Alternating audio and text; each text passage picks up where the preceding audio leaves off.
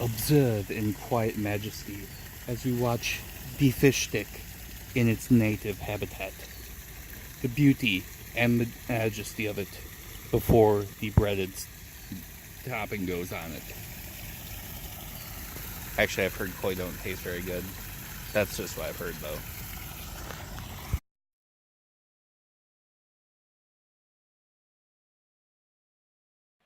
Good afternoon, trainers. I intended for today's video to be a little bit more of a status update in general video, just kind of let you know what's been going on with the channel. Apologies for the lack of content lately. Unfortunately, I've just been too busy and too sick to do a lot of things. Fortunately, now that's pretty much been resolved, so I'm able to actually resume active content development and active work on the channel. So today, that was what I wanted to do. I've got something better for you, though, because Niantic actually did something. Niantic gave us this guy here, or harness the power of special new allures and meet more Pokemon. That's right, we finally have the remaining non-legendary and non-mythic Gen 4 Sinnoh Pokemon. And so the biggest facet of this is going to actually be the three new types of lure modules. First, you have the Mossy Lure module. You're going to use that to evolve Eevee into Leafeon. And how you do this, how you use these modules, is when a module gets put into a Pokestop, similar to a standard lure module, you then have to spin the stop disc, and that will activate the option to actually let you do that evolution. The same is going to go for the Glacier module, which will let you evolve Eevee into Glaceon, and then the Magnetic Lure module, which is going to let you evolve Magneton into Magnezone, as well as Nosepass into Probopass. We'll get in a little bit more in detail as far as how good those Pokemon are in a little bit. But in addition to that, we finally have the remaining non-legendary Pokemon. So we have the Geibel line, so Garchomp finally available in Pokemon Go. We have both forms of Shellos and Gastrodon. A lot of people assume those are going to be regional. It turns out no. You actually do have access to both the East Sea and West Sea forms of Shellos right now, and that's pretty much regardless where you're at. You also have Burmy. You have Cherubi. You have all these other Pokemon that we've been missing for months, and people are kind of wondering when Niantic actually planned on doing anything about that. They're finally here, so we actually do have some new Pokemon to hunt down just in time for Community Day this weekend when people will be out and about and putting up lure modules. Remember that lure modules during Community Day will last 3 hours, so great time to drop some of these new modules in with your normal modules. That way, not only are you getting Torchic and getting the ×3 Stardust, but you're also giving a chance for everyone in your community to come together, get these new evolutions, to catch a lot of different types of Pokemon that, depending on your biome, you maybe don't ever typically see. People who live in a desert biome usually aren't seeing a lot of ice types or a lot of grass types. These modules actually offer a great way to kind of circumvent that, to actually get types that don't typically spawn that often, to actually spawn more frequently where you're at. So if you live somewhere there, or if you happen to live somewhere warm and you never see ice types, these modules actually do a lot of things for you. So let's get down into this. There's another big part here too. We have a new move, Earth Power. And Earth Power is a ground type move, and it's going to be available on certain Pokemon that we're getting with this current event. But it's also going to be added to Nidoqueen, Nidoking, Aerodactyl, Camerupt, and Claydol. So we actually do have of a few Pokemon in there that depending on their CP, this actually could make them more valuable for PvP. I have a very old Nidoking 98%er from way back in when the game first came out. Oh, he's just under 1500, so he might be one that I add Earth Power to and test him out in Great League, see how he does. I know we've seen a little bit of use for Claydol in some of the Sylph League Cups, so that gives him another option. Aerodactyl, Aerodactyl's always been one that has been plagued by a really weird, very just bad move set. So this gives him a little bit of weird punch, but it does also help dealing with some of his coverage issues. So using electric types against him now, that's good potential way to get around that, is by making sure he has Earth Power as a second move. So with that in mind, what else do we have going on? Everyone's going to be busy hunting these down, but let's not forget that Sunday we have Torchic Community Day. Triple Stardust for catches. Anytime we have an extra dust event, you want to go hard with that. You want to catch as many things as you possibly can. So, finding a good area with good spawns, good opportunities to lure up a bunch of stops. Locally, we're going to be at the local botanical gardens because it's one of the best places to play, period. And especially on Community Day, it's going to be one of the most productive places to be. But in addition to that, too, you want to make sure that you start off the event with plenty of open space. So you don't have to worry about transferring a bunch during the event. You can just focus on catching. Just use that full 3 hours to farm as much Stardust as you can. We, of course, have the extra lure module length. That's going to be big, factoring in with the timing of this new update. And then, of course, Torchic and Blaziken. So, where are we at with Blaziken? Well, we're actually getting 2 moves with Community Day here. We are getting the actual Community Day move, which Blast Burn, which we expected it to be. Blast Burn Blaziken will become the top damage per second fire type out there. However, it is a lot more glassy than a lot of the other ones, Moltres, Entei, Heatran.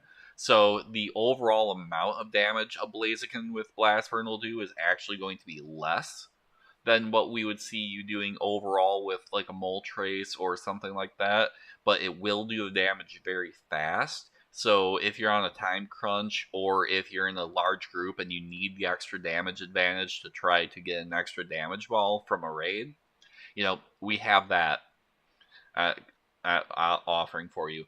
But we're getting a second one. This one is not specific to Community Day, but it will become active starting on your Community Day window, and that's Blaze Kick. Blaze Kick is his signature move from the original games, and it's one that a lot of people kind of wondered where it was when Leaf Blade was already in game for Trico and for Sceptile. Well, so Sceptile already had its original signature move from the Gen 3 games, but Swampert and Blaziken were left out. Well, we know Muddy Water is in the game data. We don't know exactly what it's going to do yet, but we now know what Blaze Kick does. And Blaze Kick, when you start looking at it, looks like it's probably going to be a mediocre move. It's a 50 damage move. It's 3 bar. So on paper, it looks very similar to something like Ominous Wind, which is an atrocious move outside of PvP. The thing is, most 3 bar charge moves still take about somewhere between 2 and 3 seconds to actually deal their damage, sometimes even a little bit longer. Blaze Kick, though, very fast. It actually triggers after about 1.2 seconds. So what that leaves you is a move that actually does a very high amount of damage. In fact, Blaze Kick will actually make Blaziken the second highest DPS fire type, right behind Blaziken. So in addition to that, though, you also have it where, because it is a very fast acting move, even though it is a charge move, it's one that you actually can weave dodges very well with. So in certain circumstances, because of not wasting energy if you were died just before being able to get off a blast burn or something like that, or in cases where you are dealing with a defender in a gym or a raid boss that is using charge attacks very quickly, it's going to be actually easier for you to dodge those. So in certain cases, a Blaze Kick Blaziken may actually fare better than a Blast Burn. Of course, these starters have a pretty low cost for getting a second charge move, so I do suspect you'll see people running both Blast Burn and Blaze Kick for those circumstances as a fire type attacker, or they might run Blaze Kick and then run another move, probably as fighting moves for PvP. So suddenly Blaziken looks very good, and arguably much better than anyone was really anticipating it would this time around.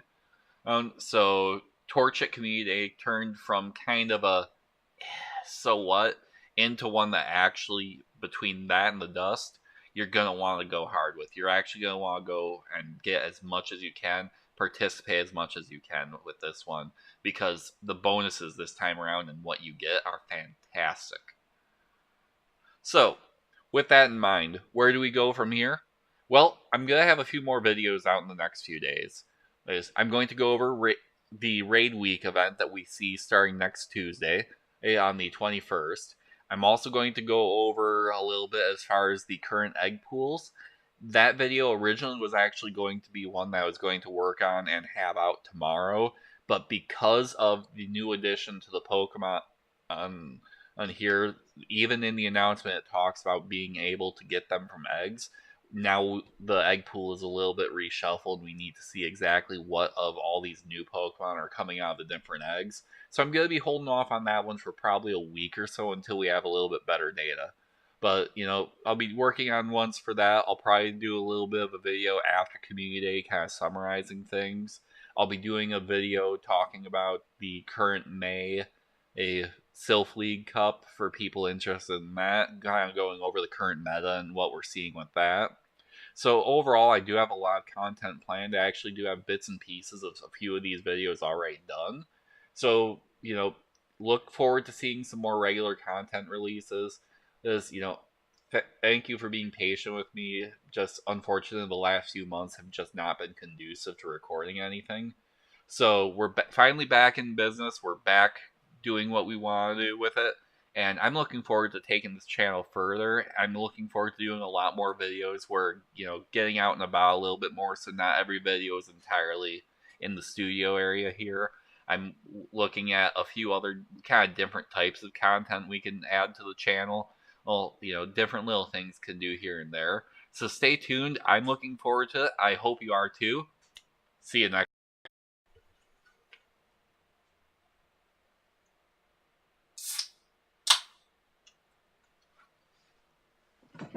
Oh, hello. You didn't think I forgot about you, did you? So, let's talk about these 4 location-specific evolutions. We're really only looking at probably 2 of them being particularly significant. First and foremost, let's talk about Magnezone. Magnezone is actually going to be a very top-tier electric type. Because of its typing, it's going to have a lot of good resistances, so it's going to have a lot of good survivability on it. The other big thing with it is it has Wild Charge. Automatically makes it a really good electric type, just because of how strong that move is. So Magnezone, you're going to want to get that, because that actually is going to be on par with things like Electivire and Raikou for being a really top tier first choice electric type. Next, let's talk about Probopass, the other one you get from the magnetic lures. Honestly, it might see some use because of its typing and its tankiness in PvP in the lower leagues. Outside of that, though, you're really not going to use Probopass for very much. It's going to be kind of that special purpose PvP pick, but really nothing more than that.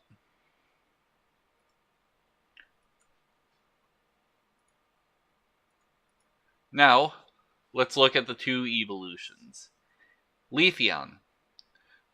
At one point, Leafeon was projected to be one of the absolute best grass types. Unfortunately, since those predictions came out, we got Grass Knot on Roserade. We got Grass Knot on Breloom. We got Community Day Tricos. So we got Sceptile with the Frenzy Plant.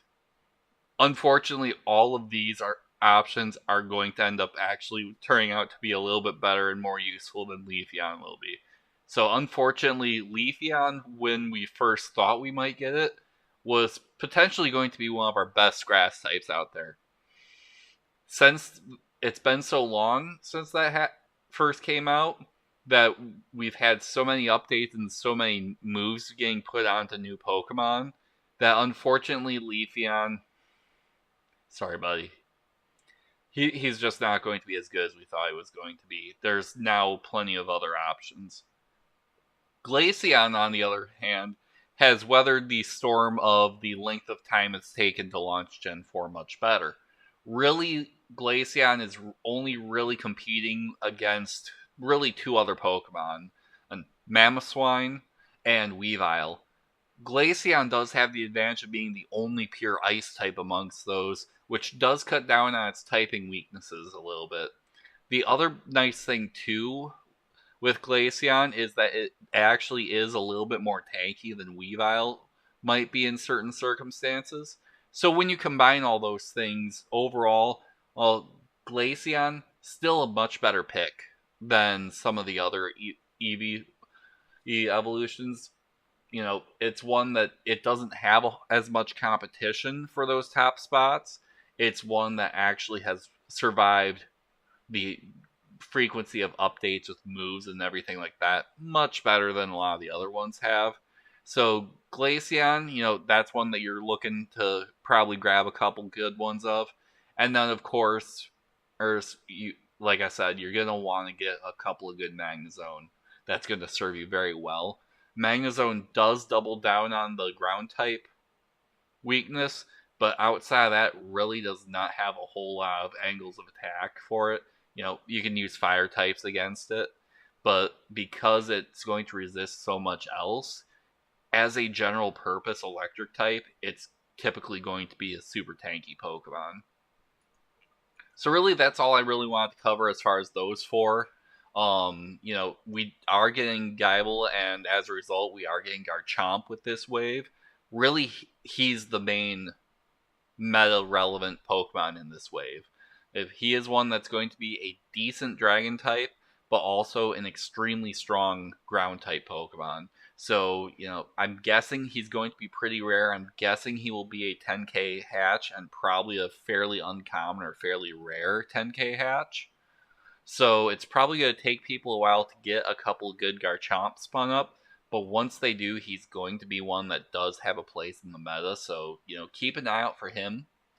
Outside of that, most of the other ones we're getting really aren't going to have a big place in the meta. This is more just kind of the finishing off the gen other than the legendaries and the mythics. We still have a few of those to go, so there is still plenty to release and plenty of life left in Gen 4. But as far as what we get next on that side of things, hard telling. And then, you know, going from there, will we start seeing speculation about Gen 5? Or will we start seeing speculation regarding some of the code found in the latest updates, which indicates that we do have some tie-in ability between Pokemon Go and the upcoming Pokemon Sword and Shield for the Switch? You know, will we see Gen 8 come out of order and be released in Pokemon Go alongside Sword and Shield? We don't know. You know, anything like that is very early speculation, but it does bring an interesting mix, the fact that we are seeing code that suggests that there will be some crossplay or some interaction capability between the two titles. So, you know, we'll see. But for now, I'm just glad that we finally got really this last big push of Gen 4, and I'm really happy with how Niantic handled the location issues. You know, a lot of people thought they might do it with the weather system. That was going to cause problems for large chunks of the globe. Like, there's a lot of areas on Earth that are never going to see snowy weather conditions in game. So do you really want to tie Glaceon, which is going to be one of the better ice types, to that?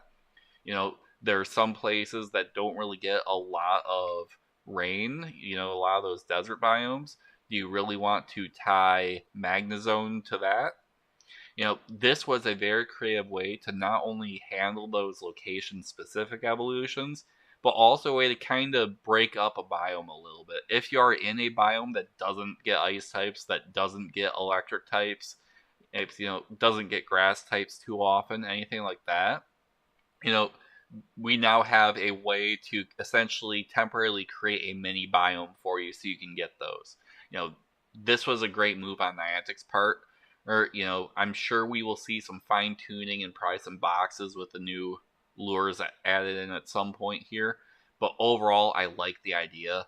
As a concept, this is beautiful, and I'm looking forward to see what goes on with it. And I'm kind of looking forward to seeing how far Niantic actually goes with it. So that's really all the remaining thoughts that we have for today's video. Thank you so much for watching.